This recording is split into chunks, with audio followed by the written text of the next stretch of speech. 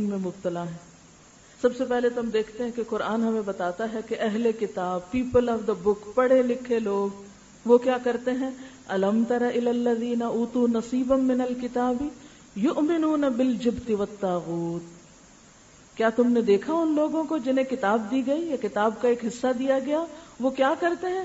جبت اور طاغوت پر ایمان رکھتے ہیں. اچھا، یہ جبت کیا چیز ہے؟ بے حقیقت، بے اصل اور بے فائدہ چیز کو جبت کہتے ہیں. بے اصل اور بے حقیقت. اب یہ جتنے شگون ہیں یہ سب بے اصل ہیں، بے حقیقت ہیں. اور اسلام کی زبان میں کہانت، فال گیری، ٹونے ٹوٹکے، شگون اور سارے قسم کے وہمی خیالات اور باتیں اور سپرسٹیشنز اور توہمات، یہ سب کچھ کا ملغوبہ جبت کہلاتا ہے. یعنی جن باتوں کی کوئی اصل ہے ہی نہیں ان کو اپنے سر پہ سوار کر لینا. مثلا کوئی چھوٹی سی بھی تکلیف ہوئی، طبیعت خراب ہے، بس ضرور مجھے نظر لگ گئی. کوئی دو لوگوں کے تعلقات خراب ہیں، ان پہ تو جادو ہو گیا ہے. یعنی پہلا خیال جو کسی بیماری تکلیف میں جاتا ہے وہ عموماً بے حقیقت باتوں کی طرف جاتا ہے جن کی کوئی اصل نہ ہو. اور پھر ان بدگمانیوں کی وجہ سے آپس میں پیار محبت کے رشتے ختم ہو کے رہ جاتے ہیں. فلاں بیٹھا ہوا تھا، وہ مجھے دیکھ رہا تھا، بس اسی کی نظر لگی ہوگی، چاہے وہ عزیز ترین دوست ہی کیوں نہ ہو. آئندہ سے اس کے بارے میں دل میں میل رکھ لی، دل میں کوئی بدگمانی رکھ لی، اس سے وہم آنے لگا، اس سے خوف آنے لگا، اس کا آنا منحوس ہونے لگا. اچھے بھلے کام رک گئے، تعلقات ختم ہو گئے، بات کی حقیقت کچھ بھی نہیں. اور یہ سب کون کرتے ہیں؟ الذین اوتوا الکتاب، جنہیں کتاب ملی. اور آج ہم مسلمانوں کا حال بھی یہی ہے. قرآن کے ہوتے ہوئے، سنت واضح کے ہوتے ہوئے یہ سب کچھ ہو رہا ہے.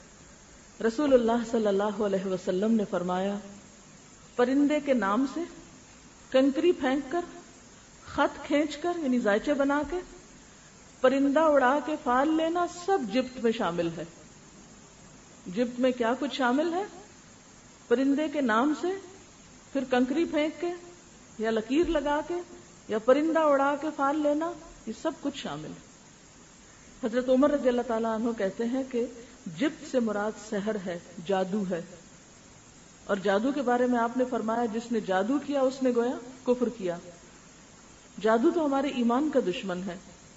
اور آپ صلی اللہ علیہ وسلم نے دھاگوں پہ پڑھ کے گرہ لگانے کو بھی جادو قرار دیا ہے. یہ نہیں کہ کسی جادوگر کے پاس جا کے آپ جادو کرا کے آئے، بنگالی جادوگر یا کالا جادوگر. لیکن اگر آپ گھر میں بیٹھ کے خود دھاگوں پہ کچھ پڑھ پڑھ کے گرہ لگا رہے ہیں تو یہ بھی جادو کی قسم ہے. اور یہ سمجھنا کہ اس سے کوئی چیز رک جائے گی یا کوئی کھل جائے گی، یہ سب بیکار کی باتیں ہیں. اور خاص طور پر نجومیوں کے پاس اور جادوگروں کے پاس جانے سے ہمیں منع کیا گیا ہے اور ان پر اعتقاد رکھنے سے منع کیا گیا ہے. اور اس میں آپ دیکھیے کہ آپ صلی اللہ علیہ وسلم نے واضح الفاظ میں فرمایا ہے. حضرت حفصہ رضی اللہ تعالی عنہا فرماتی ہیں کہ رسول اللہ صلی اللہ علیہ وسلم نے فرمایا، جو شخص کسی کاہن یا نجومی کے پاس آیا اور اس سے کوئی بات پوچھی اور اس پر یقین کر لیا تو اس کی 40 راتوں کی نمازیں قبول نہ ہوں گی. یہ صحیح مسلم کی روایت ہے. ابو داؤد کی روایت ہے، حضرت ابو ہریرہ رضی اللہ تعالی عنہ سے روایت ہے کہ رسول اللہ صلی اللہ علیہ وسلم نے فرمایا، جو شخص کسی کاہن کے پاس آیا اور جو کچھ کاہن نے بتایا اس کی تصدیق کی، اس کو سچ مانا، تو گویا محمد صلی اللہ علیہ وسلم پر جو کچھ نازل ہوا اس سے اس نے انکار کر دیا. یعنی آپ پر اتری ہوئی تعلیمات کا گویا اس نے انکار کر دیا. کس نے؟ جو غیب کے حالات معلوم کرنے کے لیے کسی کاہن یا جادوگر کے پاس جائے، جو غیب کے حالات معلوم کرنے کے لیے کسی کاہن یا جادوگر کے پاس جائے. ایک اور حدیث میں آتا ہے، طبرانی کی روایت ہے، جو شخص کسی نجومی یا کاہن کے پاس اس لیے گیا کہ علم غیب معلوم کرے، پھر اس سے کوئی بات پوچھی تو 40 راتوں تک اس کی توبہ قبول ہونے سے رکی رہتی ہے. اور اگر اس نے نجومی کی بات کی تصدیق کر دی تو اس نے کفر کیا کہ ہاں اس نے تو بالکل سچ کہا اور یہ تو ایسا ہوگا، اور پھر وہ اس وہم کا شکار بھی ہو جائے. اچھا، یہاں ایک اور وضاحت کرنا چاہوں گی کہ بعض اوقات ایسا بھی ہوتا ہے کہ نجومیوں کی کچھ باتیں ہمیں حقیقت معلوم ہوتی ہیں. وہ جو کوئی تیر تکے چلاتے ہیں اس میں کچھ نہ کچھ باتیں بعض اوقات درست بھی نکل آتی ہیں. پھر انسان کا اعتقاد اور زیادہ ان پہ پختہ ہونے لگتا ہے.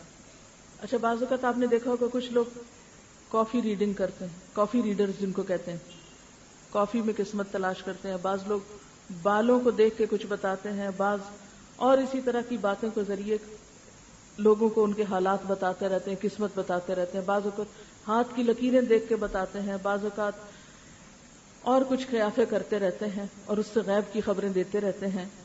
تو بات یہ ہے کہ ایسا بھی ممکن ہے کہ اللہ تعالیٰ کسی کو کوئی علم ان علوم میں سے دے دے اور وہ بندہ ہمارے لیے ایک آزمائش ہو. بالکل ایسے ہی جیسے بابل کے شہر میں ہاروت ماروت کو اتارا گیا تھا اور وہ سحر جانتے تھے اور سکھاتے تھے اور بتاتے تھے کہ دیکھو ہم تو فتنہ آزمائش ہے، ایسا مت کرو، لیکن لوگ پھر بھی سیکھتے تھے اور اپنا جا کے ایمان بیچتے تھے.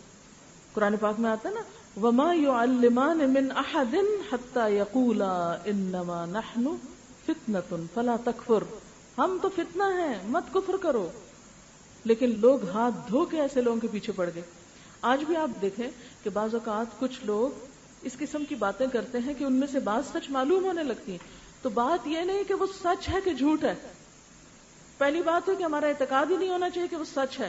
لیکن اگر اتفاق سے کوئی بات ان کے منہ سے نکلی ہوئی سچ ہو گئی یا پچھلی زندگی کی کوئی بات انہوں نے ایسی بول دی تو یہ سب ہمارے لیے آزمائش ہے، ہمیں اس سے بچنا چاہیے. کیونکہ بہت سے لوگوں کو اگر منع کیا جائے تو حجت بازی کرنے لگتے ہیں، نہیں نہیں ہم نے خود تجربہ کیا ہوا ہے، سچ نکلتی ہیں باتیں، وہ فلاں نجومی نے مجھے یہ بتایا تھا.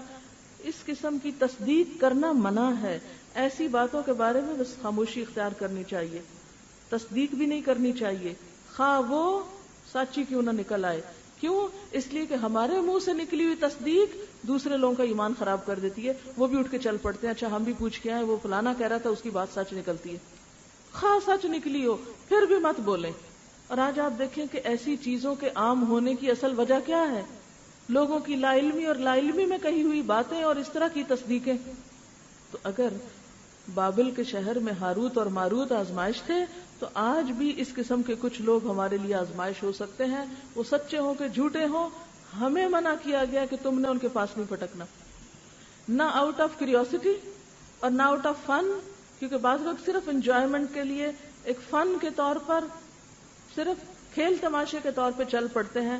نہ کھیل تماشے کے طور پہ جانا ہے اور نہ سنجیدگی سے جانا ہے. کیونکہ بعض اوقات مذاق میں کہی ہوئی باتیں بھی انسان کے اوپر اس طرح اثر کر جاتی ہیں کہ زندگی کا رخ پلٹ جاتا ہے.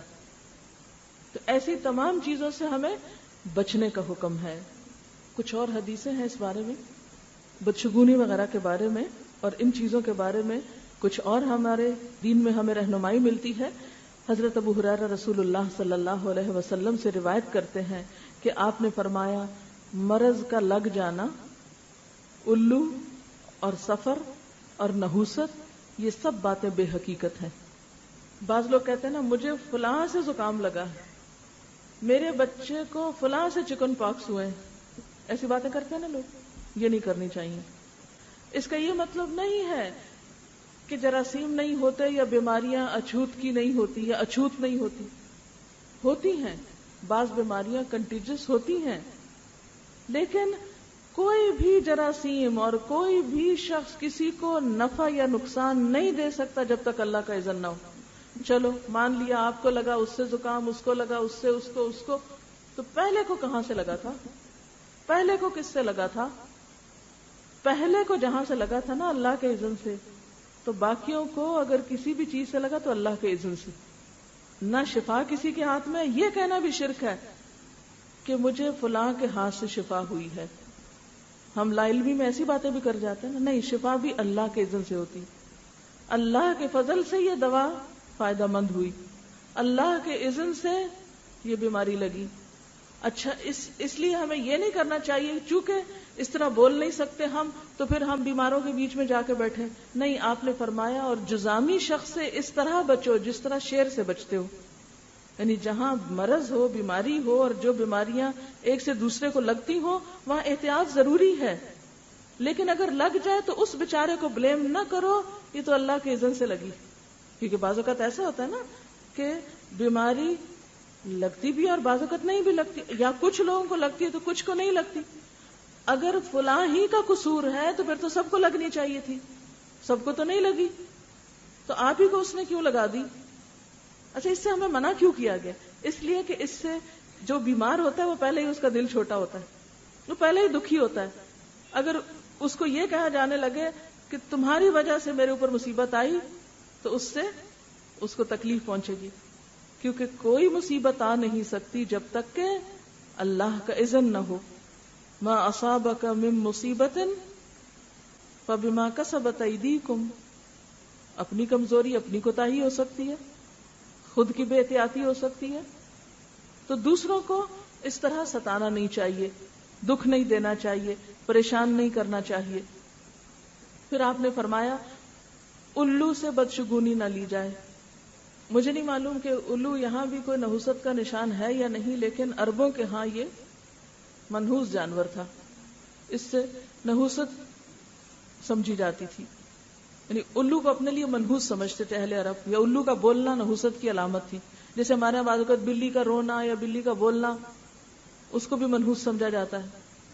اسی طرح آپ نے سفر کو منحوس سمجھنے سے خود منع فرمایا ہے، سفر کو منحوس سمجھنے سے منع فرمایا ہے، اور اسی طرح کسی بھی چیز میں نحوست تلاش کرنا منع ہے. یہ بخاری کی روایت ہے. حضرت جابر بیان کرتے ہیں کہ میں نے خود رسول اللہ صلی اللہ علیہ وسلم سے سنا کہ مرض کا لگ جانا، سفر اور بھوت پریت سب خیالات ہیں، ان کی کوئی حقیقت نہیں. صحیح مسلم کی روایت ہے. اس میں مرض کا لگ جانا یہ بھی انسان کا وہم ہوتا ہے کہ مجھے فلاں سے لگی. سفر کا مہینہ منحوس ہے، یہ بھی انسان کے محض خیالات ہیں. اور بھوت پریت، یہ بھوت پریاں کوئی چیز نہیں ہے. جن ہیں، بھوت پری کوئی چیز نہیں ہے. ہمارے ہاں کتنی بھوتوں کی کہانیاں مشہور ہیں، پریوں کی کیسی کیسی کہانیاں اور پرستان مشہور ہیں. اس کی کوئی حقیقت نہیں، بالکل وہمی اور خیالی اور انسان کے دماغ کی اختراع، اس کا امیجنیشن ہے، اس کی کوئی اصل نہیں. اسی طرح حضرت ابو ہریرہ رضی اللہ تعالی عنہ رسول اللہ صلی اللہ علیہ وسلم سے روایت کرتے ہیں کہ آپ نے فرمایا مرض کا لگ جانا، الو، نچھتر اور سفر یہ سب وہم پرستی کی باتیں ہیں، ان کی کوئی حقیقت نہیں. یعنی ستاروں وغیرہ سے بھی نحوست لینا یا ستاروں کا اپنی زندگی پہ اثر سمجھنا یہ بالکل بے حقیقت بات ہے. کیونکہ بعض اوقات لوگ سٹارز میں بڑے کھوئے رہتے ہیں، تمہارا سٹار کون سا ہے، اس کا سٹار کیا ہے، شادی سے پہلے سٹار معلوم کرتے ہیں کیا ہماری آپس میں بنے گی کہ نہیں بنے گی، ذائچے نکلواتے ہیں، تاریخوں کو منحوس سمجھتے ہیں، دنوں کو منحوس سمجھتے ہیں. یہ سب وہمی اور خیالی باتیں ہیں. آپ نے فرمایا ان کی کوئی حقیقت نہیں. حضرت بریدہ سے روایت ہے رسول اللہ صلی اللہ علیہ وسلم بدشگونی نہیں لیا کرتے تھے. رسول اللہ صلی اللہ علیہ وسلم کے پاس فالگیری کا ذکر کیا گیا تو آپ نے فرمایا ان میں سب سے اچھی چیز تو نیک فال ہے. اگر فال لینی ہی ہے تو کیا کرو، نیک فال لو. نیک فال کیا کہ مثلا کوئی نیک کام ہو تو انسان اس کو اپنے لیے خوش قسمتی کی علامت سمجھے کہ شکر ہے نیکی کی توفیق ہو گئی، یا کسی نیکی کی جگہ پہ جانے یا کسی نیک انسان سے ملاقات یا نیک لوگوں کی صحبت، اس کو اپنی خوش قسمتی کی علامت سمجھے. مثلا اللہ تعالیٰ اگر آپ کو حرم پاک لے جائے، اپنے گھر لے جائے، یا آپ کو نیک لوگوں کی صحبت مل جائے، قرآن کی تعلیم مل جائے، تو یہ سب کیا ہے، یہ خوش قسمتی کی بات ہے.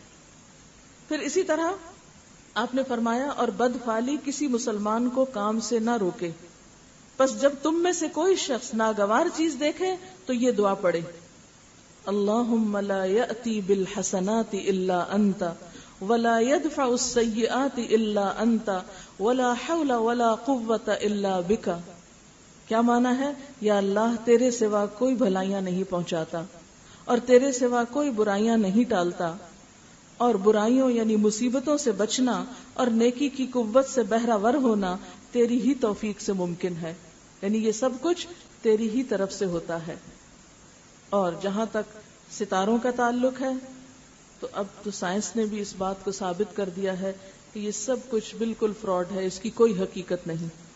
وہ ایک شعر اسی سے ملتا جلتا ہے، یہ ستارے تیری تقدیر کی خبر کیا دیں گے، یہ ستارے تیری تقدیر کی خبر کیا دیں گے، یہ تو خود گردش افلاک میں ہے خار و زبوں. یعنی ان کا تو اپنا حال برا ہے، گھوم گھوم کے یہ تمہاری تقدیر کہاں سے بتائیں گے؟ جو ستارے اپنی منزل نہیں جانتے اور خود چکر میں ہیں اور خود گھوم ہی رہے ہیں، وہ ہماری قسمت کہاں سے سنواریں گے، ہمیں کہاں سے فائدہ پہنچائیں گے؟ اور پھر آپ دیکھیے کہ یہ جو بات ہے نا کہ یہ جو ہاروسکوپ اور سٹارز اور ان کے پیچھے پڑے رہنا اور ان کی وجہ سے وہم کا شکار ہونا اور اخبار میں جھٹ سے سب سے پہلے کھول کے دیکھنا اچھا یہ ہفتہ ہمارا کیسے گزرے گا، اور مختلف لوگوں سے معلوم کرنا، اور سال شروع ہونے سے پہلے ہی سارے سال کی کتاب خرید کے رکھ لینا، اور قرآن کا اتنی پابندی سے مطالعہ نہ کرنا جتنا ایسی کتابوں کا، کیونکہ میں نے خود دیکھا ہوا لوگوں کو وہ اتنی موٹی موٹی انگریزی کی کتابیں لے لیتے ہیں، وہ ہر روز کھول کے بیٹھے ہوتے ہیں، اچھا آج کیا ہوگا میرے ساتھ، اس مہینے میں کیا ہوگا، اس سال میں کیا ہوگا، زندگی کے کون کون سے سال بڑے خوش قسمتی کے ہیں، بہت اچھے گزریں گے، اور کون کون سے سال بھاری ہوں گے، اور کون سا دن بڑا بھاری ہوگا، یہ سب بے حقیقت باتیں.